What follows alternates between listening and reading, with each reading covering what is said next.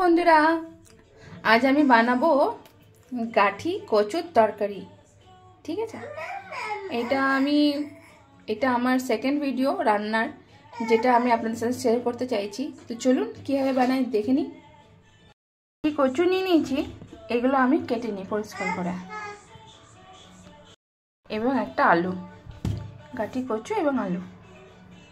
আলু ছেড়ে দেবেন। আলু ছেড়ে দিয়েছে, এই যে কচু আছে, কচুগুলো ভালো করে আমি পোষ করব। এবার পোষ করব।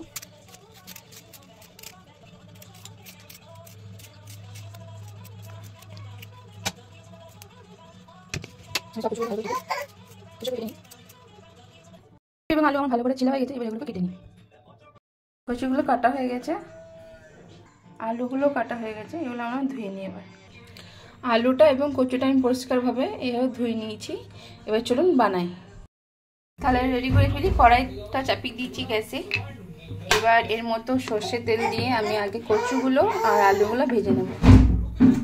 ভেজে নিই।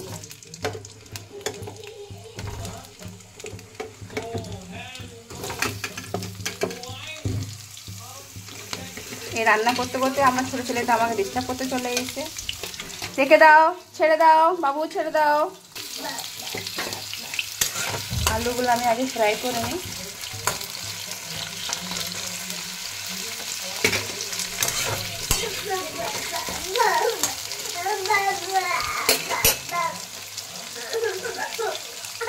করতে করতে ডিস্টার্ব করতে চলে এসেছে। সবাইকে হ্যালো বলে দাও। হ্যালো, হ্যালো বলার এখন মুড নেই। এগুলো আমার এখানে ফ্রাই হচ্ছে। আলুগুলো আমার ফ্রাই হয়ে গেছে, এবার আমি এগুলো তুলে নেব। দেখুন আলুগুলো তুলে নিয়েছি, ফ্রাই হয়ে গেছে। এবার আমি ওই তেলের মধ্যেই যে কচুগুলো কেটে রেখেছিলাম সেগুলো দিয়ে দেবো। কচুগুলো আমি হালকা হালকা ফ্রাই করে নেব।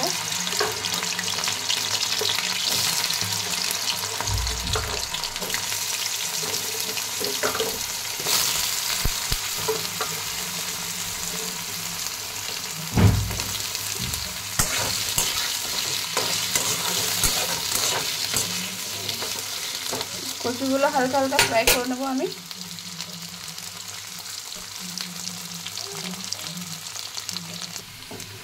কচুগুলো আমার হালকা হালকা ফ্রাই হয়ে গেছে। এবার আমি কচুগুলোকে তুলে নেব।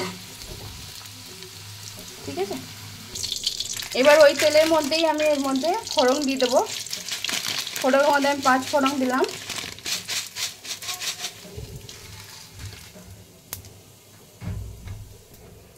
একটা তেজপাতা,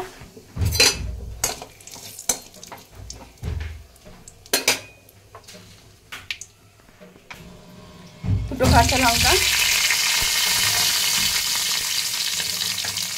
এবং আদা রসুন দিয়ে এটাকে আগে আদা রসুনটাকে ভালো করে কষে নেব।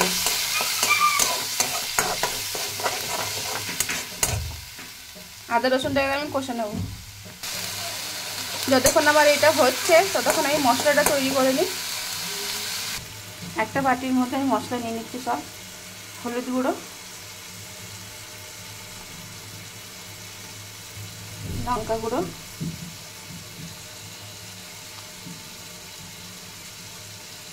ধনে আর জিরে গুঁড়ো, আর পরিমাণ মতো নুন।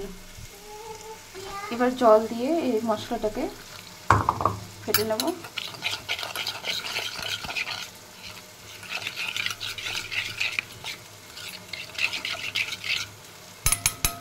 মশলা রেডি। আমার এটা কষা হয়ে গেছে একটু হালকা। এবার মশলাটা আমি এর মধ্যে দিয়ে দেবো।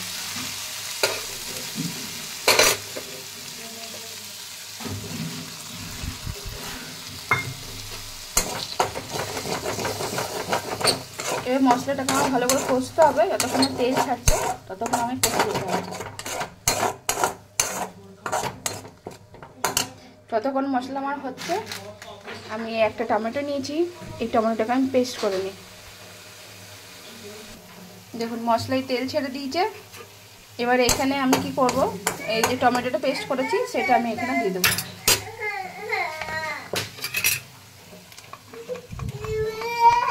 এবার টমেটোটাকে একটু কষবো।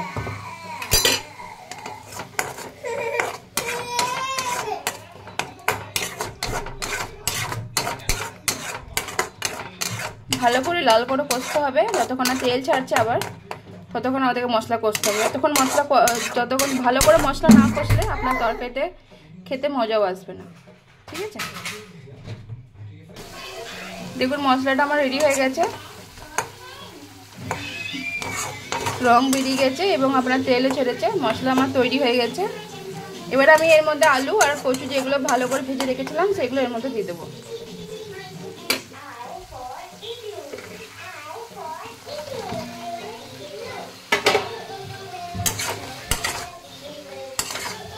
এবার একসাথে সব মাখিয়ে এর মধ্যে আমি এটা ভালো করে একসাথে মাখিয়ে তারপর এর মধ্যে জল দিয়ে এটাকে সিদ্ধ করব।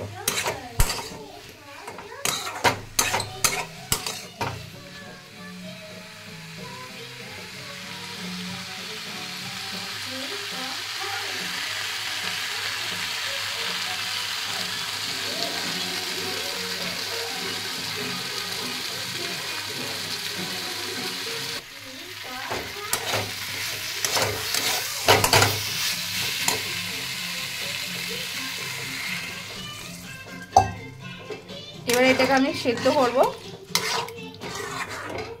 সিদ্ধ হয়ে গেলে আমাদের কচু আলু তরকারি রেডি। চলুন এটা সিদ্ধ করতে দিই।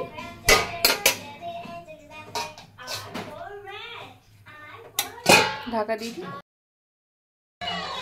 তরকারিটা চেক করে নিই।